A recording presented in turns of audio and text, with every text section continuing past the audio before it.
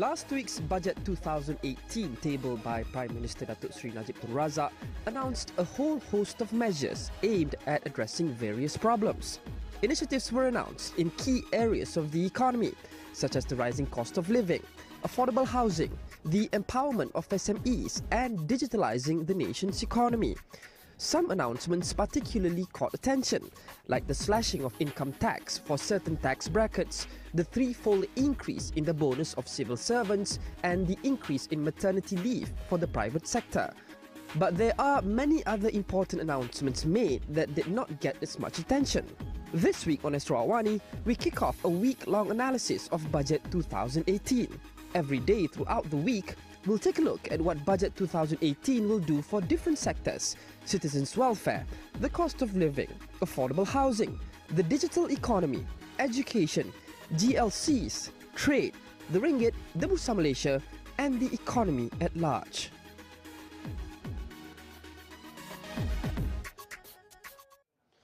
This is Markets Today, and I'm Luqman Haris. The ringgit closed today at 4.236 against the US dollar, and the Bursa Malaysia closed 2 points higher at 1748.35 points. Today on our analysis of Budget 2018, Markets Today speaks to Dato' Izham Yusof, Group Managing Director of Bina Darulaman Berhad, BDB. Dato', welcome to Markets Today. Thank you, Luqman. First of all, let's start with your initial thoughts and feedback on Budget 2018, particularly to the announcements that are relating to your sector. As it relates to property sector, we believe that in general the budget is very much expansionary, and it helps, I guess, to help the rakyat to have some additional money in the pocket for them to invest in property. But on top of making affordable homes, which is a very important topic and one which you are involved in, a proponent of affordable housing, on top of making affordable homes more accessible to the public, will the measures announced in the budget make it easy for developers to provide and to build more affordable homes? I think the budget was more targeted towards the rakyat.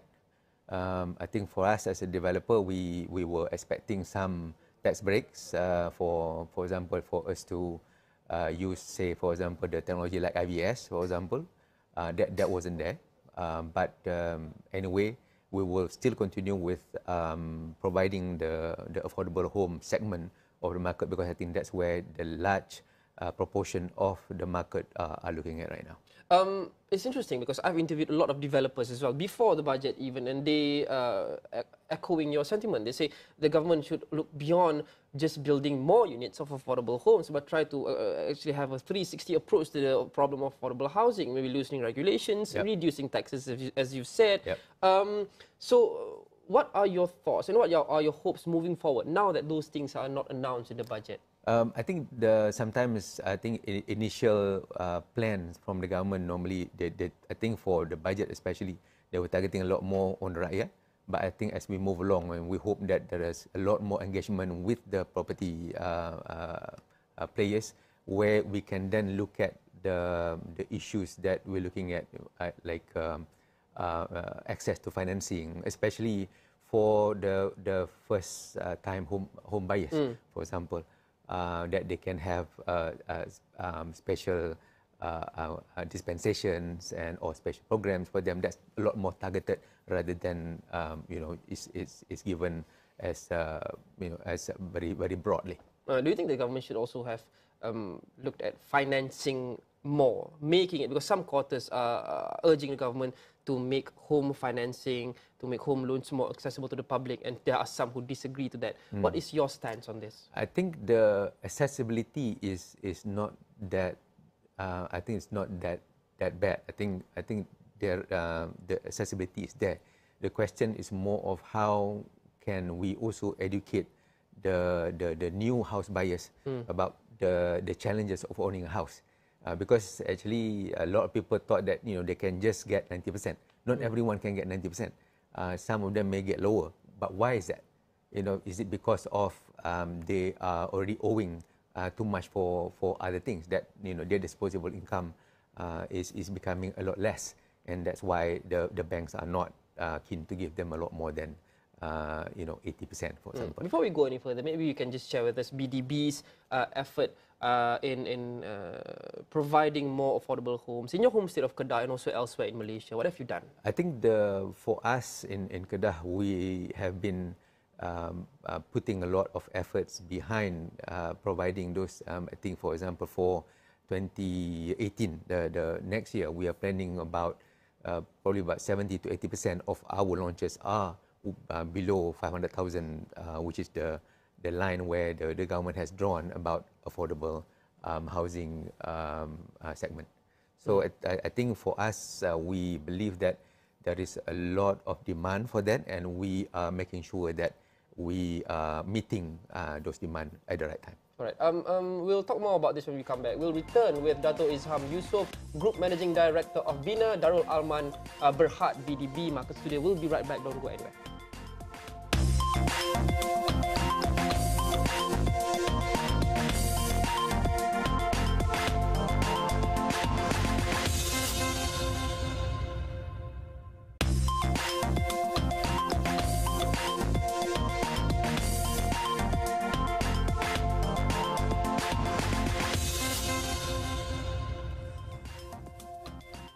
Well, you're back with Markets Today with me, Luman Haris. I've been speaking to Dato' Izham Yusof, Group Managing Director of Bina Darulaman Berhad, or BDB, in our analysis of the budget 2018 and the issue of affordable housing specifically, given that BDB is quite a big proponent of the issue, Dato'. Now, before the break, we talked about making housing loans or making credit more accessible for those who want to buy a house, especially first-time home buyers. But this is probably the biggest debate now in the country. So where do we find the balance between easing financing, but also not contributing to the household debt to GDP ratio, which is already close to 90%? So how do you find that balance? Yeah, I think that's what Bina has been saying as well.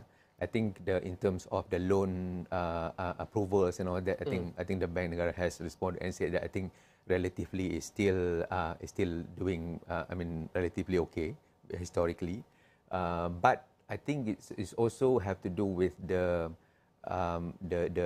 credit worthiness of the buyers.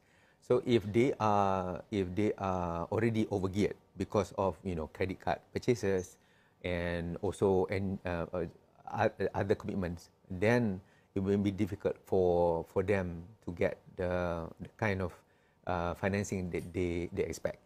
So I think this is where for us at BDB, we're trying to do a lot more advocacy program or more of educating the potential house buyers about what does it take to own a house, because you don't just assume that you are going to get 90%. What if you're going to get 80%, for example? And sometimes maybe you also need to look at what is the price bracket that you are eligible for example, right? So and also maybe is there a way for you to enhance your credit by doing it together with your wife or with your brother or with your sister? But I think the idea that I would encourage people to do is try to make sure that make that first house purchase as quickly as possible, because the price is going up. And on top of all your efforts to provide more affordable housing and also to increase awareness regarding the issue, BDB is also building and embarking on new developments in a property market that is quite subdued. Yep. So are you worried about this? I think we are doing this thing on the stage by stage basis. Why we are moving into this new townships, because the one that we have been doing more or less at the tail end of those projects, because we had few thousand acres, and by now we only have a few hundred acres left. So we are now looking at other parcels to be developed, and for me, we're looking at the property market will continue to grow, and we will. There are dips and ups and downs in the property sector, but overall, we are bullish that property market would be there, and the demand will always be there. So we are there to supply the houses. The increase in unsold units now, whether residential or commercial, do you think is purely cyclical, or do you think because some of the more drastic economies are saying there's a bubble, housing bubble slowly building? What do you think is actually closer to the truth in Malaysia? For me, the way I see in Malaysia, I don't see that like what it was before, years back. and I think the exposures of the banks or the listed companies to the sector is not as high as before. And for us in Kedah, especially the most of the houses are bought for owner occupation, so they are staying there. So there is not really a bubble is where people are investing for future gains or speculative gains. And I think that's where I don't see that activities are happening right now because of very tight financing and all that. So I think that's why the financing regime must be quite disciplined to ensure that the speculative activities that create the bubble. Maybe we can touch on BDB's other businesses as well before we end the show. Through BDB Infra, road construction is also one of your pillars of business. So how will the things announced in the budget go further to help connect Malaysia's rural areas, especially Sabah and Sarawak, through road building?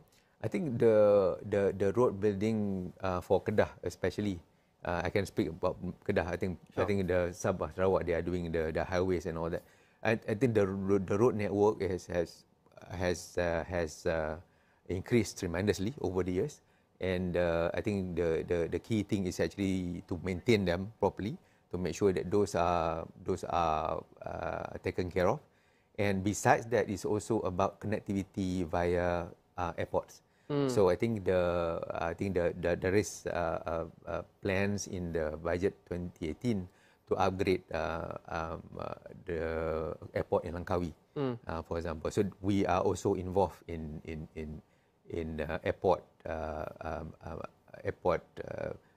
construction. So I think this is good opportunities for companies in Kedah to get involved in some of the project that has been announced in the budget. And finally, very briefly, what can your shareholders and stakeholders expect from BDB moving forward?